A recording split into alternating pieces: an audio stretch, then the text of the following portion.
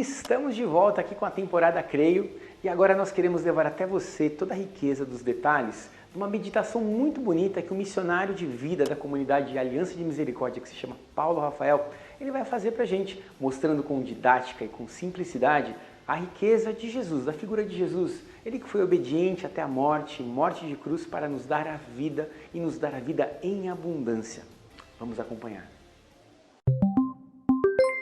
E o YouCat, na pergunta número 76, nos diz o seguinte: através de Jesus Cristo, Deus reconciliou-se com o mundo e redimiu a humanidade do cativeiro do pecado. Deus amou tanto o mundo que entregou seu Filho unigênito. Em Jesus, Deus assumiu a nossa carne humana mortal, participou da nossa sorte terrena, dos sofrimentos e da nossa morte, tornando-se um de nós em tudo, exceto no pecado. Olá, irmãos aí que nos acompanham pelo nosso programa, o Arte da Vida. Eu sou o Paulo Rafael, missionário da Aliança de Misericórdia, e eu estou convosco nesse dia aqui para poder continuar a nossa meditação sobre o credo, sobre a nossa fé, o credo que é o símbolo da nossa fé, a essência da nossa fé. E a gente hoje vai meditar um pouquinho sobre o creio em Jesus Cristo, nosso Senhor.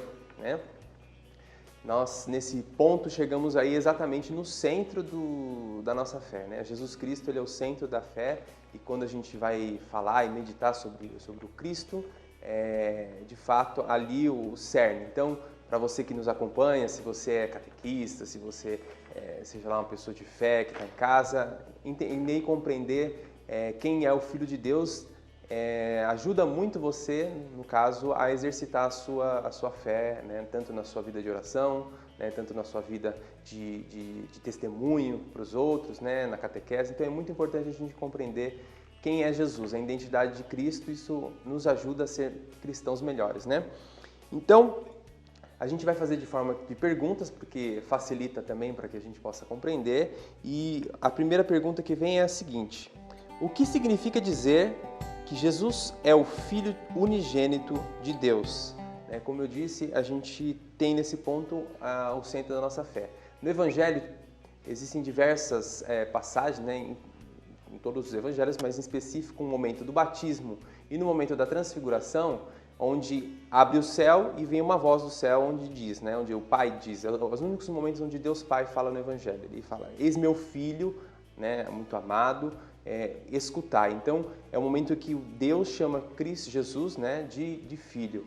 E um outro momento, que é um pouquinho mais para frente, nas cartas já de São Paulo, em Gálatas, fala dessa passagem onde Jesus ele veio, nascido de uma mulher. Na plenitude do tempo, Deus enviou o seu Filho, nascido de uma mulher. Então, a gente compreende que Jesus é esse Deus, que se fez carne, que se encarnou no seio da Virgem Maria, e ele é Filho de Deus. E o que significa a gente dizer que ele é Filho? Quando a gente fala que Jesus é o Filho de Deus, é que ele é realmente da mesma substância que o Pai.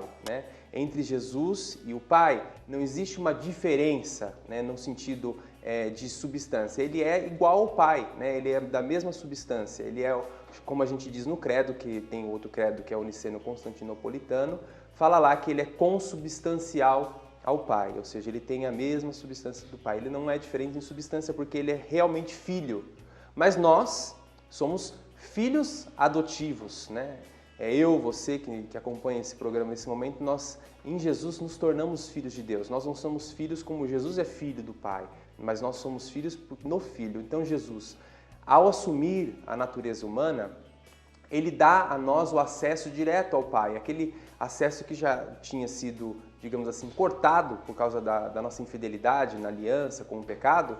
Deus ele refaz esse caminho de novo, em Cristo, pela encarnação. Então, o primeiro ponto que a gente precisa de entender é isso. Quando a gente diz que Jesus é Filho, esse Filho, Cristo, faz com que a gente se remeta a Deus como Pai. Porque depois Jesus ensina no Pai Nosso, fala lá que Ele é o nosso Pai, a gente pode chamar Deus de Pai, e como fala depois lá também, inclusive na carta de Gálatas, que esse Espírito vem a nós e nós podemos clamar Abba Pai. Então a gente pode chamar Deus de Pai, que de fato Ele nos assumiu como filhos no Filho. Então em Cristo a gente pode ser também filho de Deus.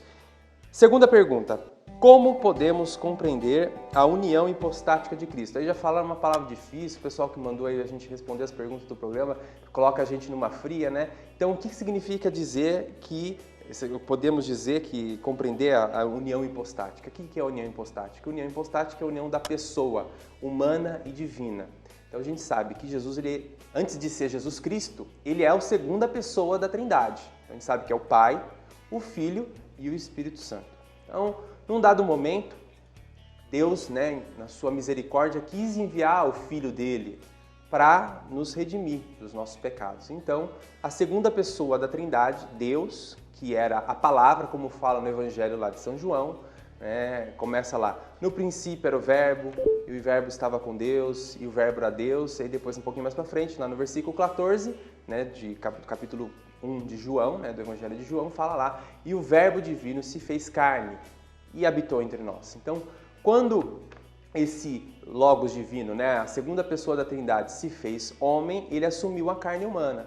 E ao assumir a carne humana, ele se torna homem. Então, ele é homem-deus. Não existe uma mistura e não existe uma separação entre a humanidade e a divindade de Cristo. Só para a gente entender. Não é que Jesus, no momento, ele, agora vou ser Deus. Não, agora vou ser homem. Não existia isso em Cristo, É uma união de fato. Então, Jesus, ele era homem-deus, Então, era uma união profunda que não existia ali uma confusão, não existia separação e não existia antagonismo. Não é que Jesus agora eu estou brigando com a parte de Deus, agora eu sou mais humano. Não existia isso em Cristo, porque ele era um só. Então, a gente vai voltar no próximo bloco para entender um pouquinho mais do que seria essa união hipostática, o que é dizer Jesus que é Filho de Deus, na nossa vida no concreto, no dia a dia. Tá bem?